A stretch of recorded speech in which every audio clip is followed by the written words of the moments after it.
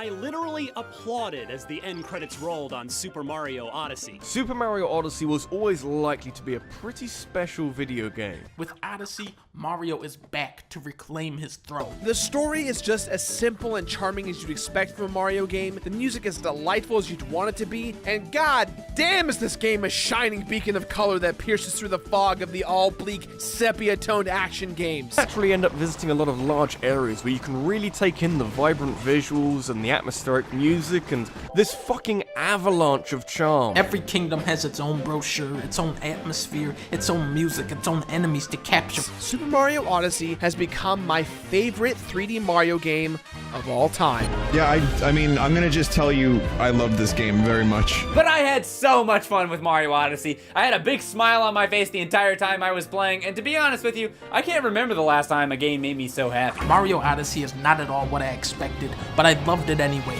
It's all spun together into a generational masterpiece.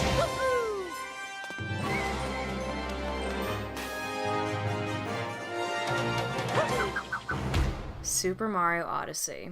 Ladies and gentlemen. Okay, let me say that Nintendo has never had a hard time making their games look stunningly beautiful for their time, especially games in the Mario and Zelda franchise. You may look back at the NES and Super Nintendo games now and belittle them and say, nah man, these games look like shit, what are you talking about? But no, you look at the reviews of these games during their time of release and you'll see how much people considered them groundbreaking, stunning, and absolutely beautiful. Now you look at the most recent Nintendo games, not even just Nintendo, but games that came out within this past year, and you're blown away because we're entering new times of technology and engines where developers can make a game look as pleasing and realistic as possible. And then Super Mario Odyssey. This game is the equivalent to going on the Ferris wheel with Barret in Final Fantasy VII. It was a religious experience. This is my very first game on the Switch, and the way this game looks almost brought me to tears half the time. Y'all managed to move me just by making a fucking tree shake like rubber. Now my friends, we sit down together, and then eventually dive into these waters, and explain to you how beautiful this game really is.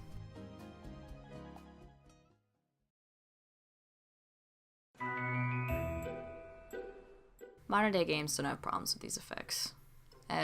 Actually, never mind, I take that back. Modern day games have these new engines that make the effects fun to look at, sure, but if there's one problem that some of these games have, it's abusing the effects heavily and making them look a bit out of place, or just throwing them at you constantly. Look at Ukulele, for example. The lighting of the particle effects is harsh as fuck, and honestly sometimes just look out of place. Then look at a more realistic game like Call of Duty World War II, where it's constant BAM! Smoke, fire, embers, BAM! Blood, BAM! You shoot a guy, then immediate smoke and exploding fire. Honestly, I shouldn't expect less from a game like this, but not only can it be overwhelming visually, but it just doesn't give any particles a chance to really stand out and shine. When developers take a hold of that particle effects knob and turn it all the way to the max, you're immediately throwing people back into their seat with the bad, what the fuck. If you want the good, kind of want the fuck. Whoa. Look at Mario Odyssey. Rock and roll. The lighting of the small particles is soft and evenly placed on each one. Even the lighting on objects in the environment is smooth and not overwhelming. Nor are the particles all over each other, not allowing one or the other to have some spotlight. The more subtle you make that shit, the better. Particles like embers, water bubbles, steam are all very soft, and they give the world so much character. Character is the most important thing a game as cartoony as Mario needs. Let's look at the Seaside Kingdom Bubbling. When you're swimming underwater, there are small little bubbles that float around, and not only does it give the illusion that you're actually swimming in the sea, but they aren't just programmed to go in one direction. Each line of bubbles has a different path, and there's distribution of different sizes for the bubbles as well. These lines of bubbles also move closer and farther from the camera depending on where Mario moves, again giving a closer illusion that you're actually swimming. Not to mention, the clearness, smooth shape, and lighting placed on the bubbles just make them nice to look at. Now the embers, and this shit is really cool. Let's look at a fire on a post. When you throw Cappy at the fire doesn't just go out. The fire flows in the direction Cappy was thrown, and then embers puff out of the post. Close attention to detail like this is what makes the game so fun to look at and play around with. I look at shit like sand and snow, and how each particle has light on it and color, and how when Mario steps and pushes them down, they leave nice footprints, and then when it rains, clearness and light that reflects off the drops just looks so good, and when they fall into the ground and leave ripples, and then some of them are left on the screen, and it looks good. The particle effects used in this game are really good.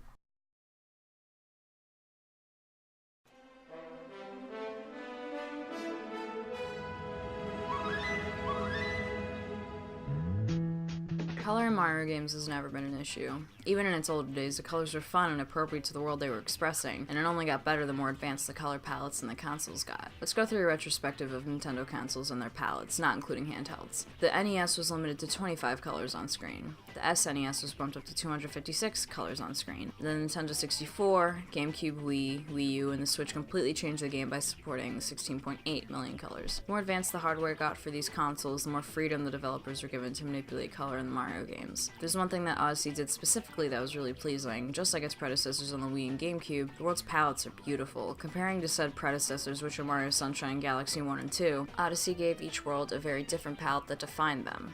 Look at a palette for Cap Kingdom, and then a palette for Lake Kingdom. The palettes for each add singularity and add to a certain theme. In Mario Sunshine and the two Mario Galaxies, though there are different themes amongst their worlds or levels, there isn't as much of an extreme change in the palette between them as in Odyssey. Referencing back to the worlds, each world in Odyssey has a specific theme, and to follow it there's a set palette. These palettes complement a tone and mood.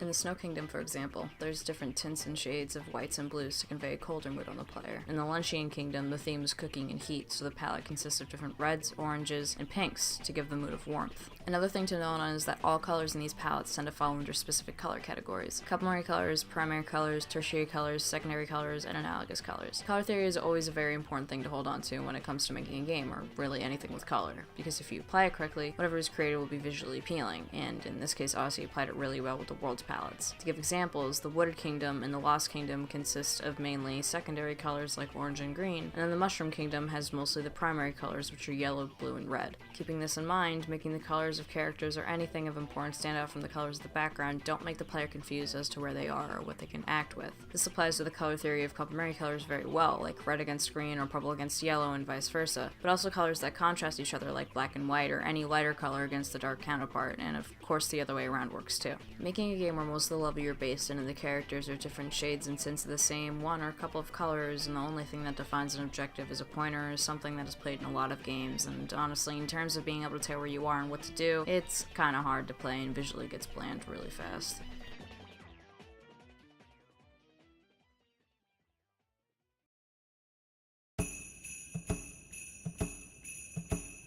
Environments in current-gen games, for the most part, look gorgeous. Again, with new engines, making an environment pop out isn't that hard. So why does Mario Odyssey do such a good job with their environments compared to other games? Well, for one, when you move the camera, there isn't any motion blur. So many games include motion blur, and I just don't get why you're going to make the environments look stunning if you're just going to slap some motion blur on it and make the environments impossible to fully register. It's an eyesore. Of course, there's the option to turn motion blur off, but by default, if you're going to show off a game's design, don't bother putting it in. Without motion blur in Odyssey, you get the chance to look at how much attention and detail they put into each of the environments. Even in Distance by the Skybox, there isn't just a plastered flat image of a sky, though if you look closely at the designs against some of the skyboxes, you can see a few of the pixels that manipulated it so it appears that there's 3D objects in the background. Take New Donk City, where the Brooklyn Bridge and water look like they're tangible, plus they have subtle movements. The waves of the water move, and the flags on the Brooklyn Bridge wave.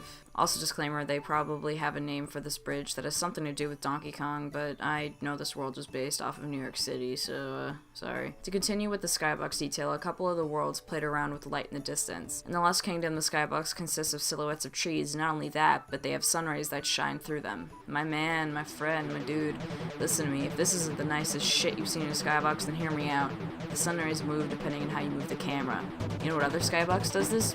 Bam, the moon. Check it. You see that shit? This Universal Studios shit? Light from the sun is reflecting off of the earth, and it doesn't just stick there.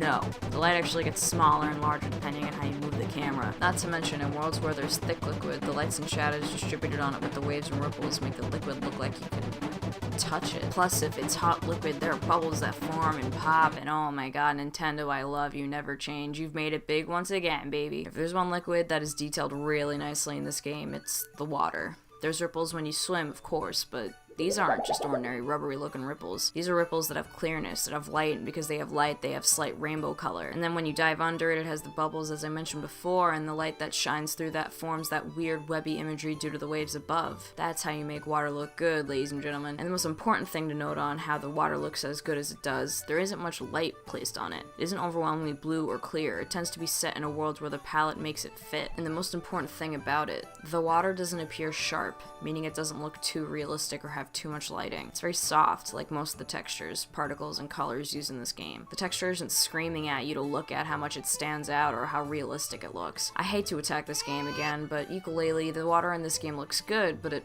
feels more like they just took the Unity preset for water and just threw it on there instead of playing around with it a bit and making it look less plastic. There's one thing I can say about games that want to look cartoony unless the theme falls under toys. Making the environment look like it's overly shiny, sharp, and stuck in place doesn't look that great, and Ukulele does that exactly. In Mario Odyssey, the environment is smooth and the lights and darks are evenly balanced. If anything, they pay more attention to textures that would bounce off a solid amount of light like shiny fabrics, gold, and then smaller amounts of lights and shadows are distributed amongst the characters and objects of the environment. Now, to avoid shitting on Ukulele further, we're gonna look at the cool things Mario Odyssey does that make it look fun to look at and play through. One of the things that this game deals with really well is making every world have different texture. Some are based solely on one texture, like the Lost Kingdom, where most of the objects have a rubbery texture, and then in the Luncheon Kingdom, most of the textures have a more polygonal, diamond-like texture, like in Final Fantasy VII. Also, this game likes to play with the day to night function. I'm not talking like an Animal Crossing where it's based around time. I'm talking about for story and puzzle purposes, where the game will randomly throw the player into another version of the same world during the nighttime instead of day, or vice versa. When you first visit New Dunk City, it's nighttime, it's raining, and there's tanks and different types of enemies everywhere. And then during the day version, it's sunny, and there are barely any enemies anywhere. Instead, there's NPCs. The Snow Kingdom does the same. When you first enter the world, it's night and a blizzard's going on, and then once you progress a bit, it's day and completely clear. Aside from those two things, the number one thing that makes the environment so fun to look at is the subtle particles. I know I spoke about these already, but hear me out for a minute. We talked about the particle effects and how nice and soft they are, and how color theory works. So let's combine the two with the environment. A few worlds added small specks and sparkles of color to glam themselves up a bit. Cap Kingdoms was one of my favorites. Remember the note I made about contrasting colors and light and dark?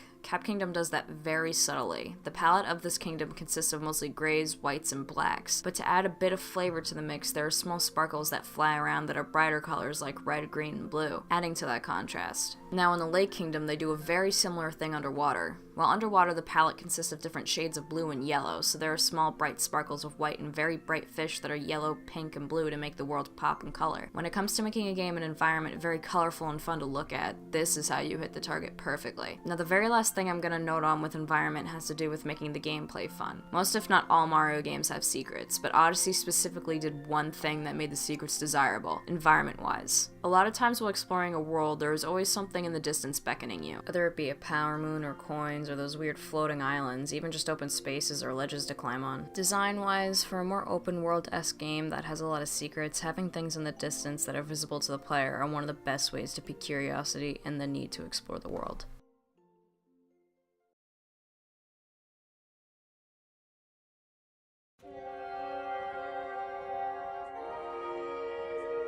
Now here is the shit that really got me going about this game. I love cartoons so much. Animation in general has always been a fun thing to watch and create to me, and of course, just looking at Mario alone, you can tell his games are more cartoony.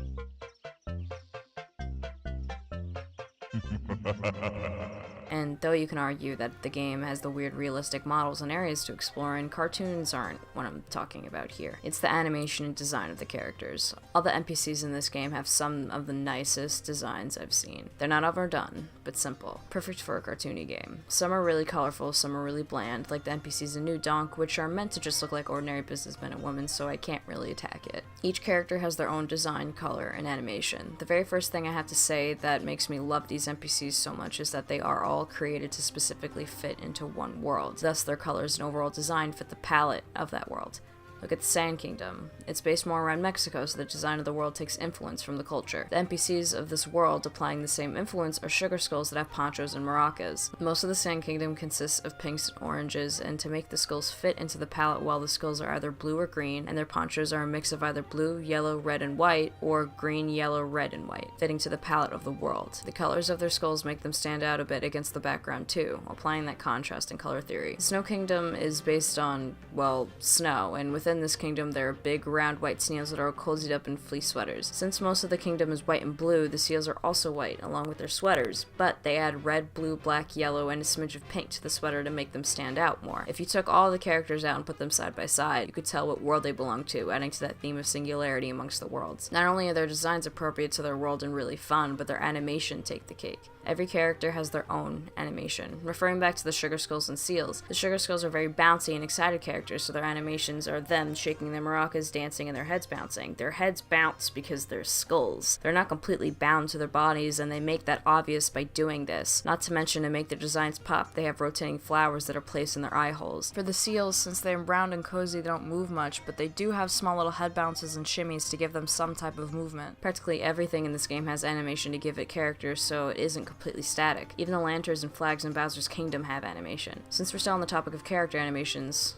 let's look at Mario. On the pause screen alone, you can see how much attention they put into his face. I know there's the HD hair and fabric on his hat and clothes, but his cheeks, nose, and mustache shake a little bit. That gives him so much more character. Now look at Mario when he's in a world, let's say the Snow Kingdom. They made an animation for him when he's not moving where he shivers, and it isn't like he's just holding himself and shaking. His nose shakes, his mustache shakes, everything on his body essentially shakes. Not only that, but he's covered in snow. A lot of the worlds made sure to cover Mario in something when he came in contact with things like snow, fire, smog, and water. Now looking at the objects in the world themselves, when Mario possesses them, they do some type of animation. When a tree is possessed, for example, it jiggles around like rubber. The fact that so many objects and characters have their own unique animation really blew me away, and it makes this game so much more enjoyable to look at.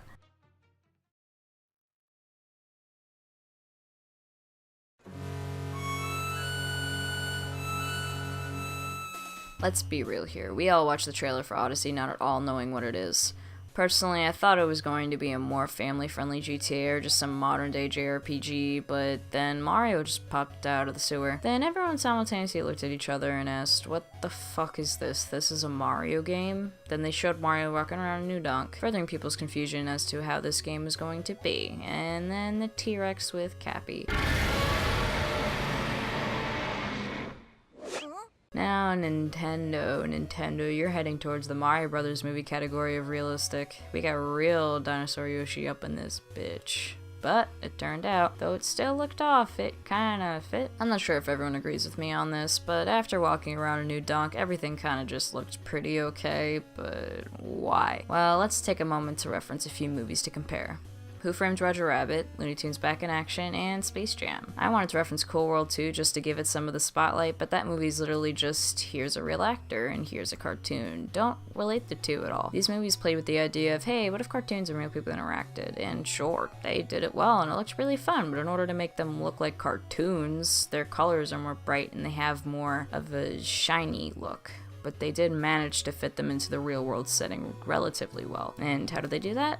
Well, they played with the lighting right, of course using live action as reference. That's pretty much what they did with Odyssey, except the realistic aspects of the game aren't overdone. Everything that looked realistic, even the environment still had a cartoony feel, but again the question that begs to be asked is why? Well, the colors are still relatively bright with more realistic designs. The lighting on these characters are very similar to those that are cartoony. The only thing that really differentiates the two are the proportions. The scene with Bowser on top of a more Dark Souls looking dragon looked really weird, because of the proportion. Also because Bowser is a dragon, so why did he even have to fucking do that? I mean, during the fight between Mario and the dragon, even though it definitely looked a bit off because it's a small cartoon Italian man fighting a huge, heavily detailed dragon, due to the colors and lighting, putting the two together in the same screen didn't look too off. The dragon's colors are extremely dark with the slightest light to it, but then look at how they changed Mario's colors. To fit the world, his palette is more gray now. Now look at New Donk City, where it's the reverse. Mario's palette is still the same, but the overall brightness of the NPCs in City is pretty high to fit his color and the light that's given to him. The T-Rex is kind of a mixed bag. The T-Rex is the most realistic looking model in this game. The colors of it fit the environment fine, and the lighting it's given looks okay too, but the outline of this dinosaur is literally just a dinosaur. This model is the only of the realistic models that really stand out and look weird. That's a bad thing. This is the truest nod to the Super Mario Brothers movie. Oh, just to make a nod to the fact that the developers did this, the other weird but good factor that was thrown into this game was the 2D side-scroll puzzles. After finishing it, this game likes to give people a huge nostalgia boner, not only from being able to explore Mushroom Kingdom, collect stars instead of moons that make the same sound effect as when you obtained it in Super Mario 64, and be able to fight the bosses in the game for a second round in the form of jumping into a painting that also makes the same sound effect as the one used in Super Mario 64.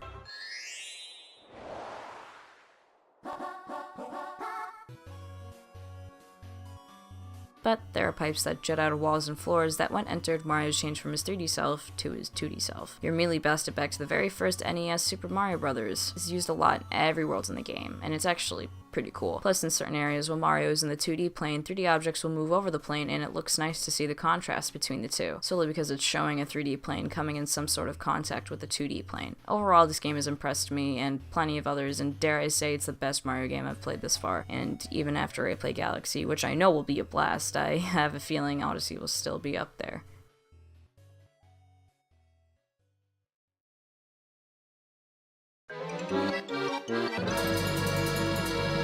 So, I'm not much of a music buff in general, or with how to make it, but holy shit, there's just something about this game where the music and sound effects are just so good. I know I keep saying this, but again, Mario's never had an issue with the music and sound effects. The sound effects were always appropriate to what they were for, amusing as all hell, and were very soft and quick. There was something about the subtle sounds of wind, the sounds of moving through water, both above and below, stomping on enemies, throwing Cappy, even just walking. None of these sounds hurt to listen to, and they weren't overbearingly loud nor sharp. They were quiet and soft, giving the music and visuals the spotlight. The music, mainly conducted by Koji Kondo, always sounded beautiful. Even the chip tunes from the older times are nice to listen to.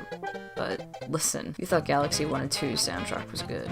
Now listen to Odyssey, shit. Oh man, I never doubted Koji Kondo's power, but for this game, he really went hard. The orchestral melodies and harmonies for everything were smooth and sounded beautiful. Depending on the world, he gave more spotlight for certain instruments to add to the theme of it, and when you entered a pipe and became a part of the 2D pixel plane, the orchestral background music was transformed into a chiptune masterpiece, and the transition between the two was always smooth. There's a very slight ease between starting to enter and then fully entering, and then beginning to leave and fully leaving back to the 3D plane. Plus, for kingdoms like Shiveria, making the music consist of bells and making it sound all Christmas-esque, that really conveys a cold mood on you perfectly. Now, the music for the worlds isn't the only thing that's great. We gotta talk about the boss music. Every boss has their own theme that fit them, again making sure that every instrument, if not the instrument section, had their spotlight. And let me tell you, every boss theme as it should give you the adrenaline to kick ass. In fact, a lot of songs left you pumped full of adrenaline. In fact, the number one song that really left you like that was, of course, Jump Up Superstar during the last story sequence of New Donk City. Sung by Pauline in-game, of course, actually being performed by the Super Mario players and sung by Kate Higgins. Visually speaking, that whole sequence was fucking beautiful, but that song being blasted as you jump through an altered version of Donkey Kong made it so much more worth it, and once you finished and got that multi-moon, it felt so rewarding. Good job, Nintendo. You really knocked it out of the park with this one.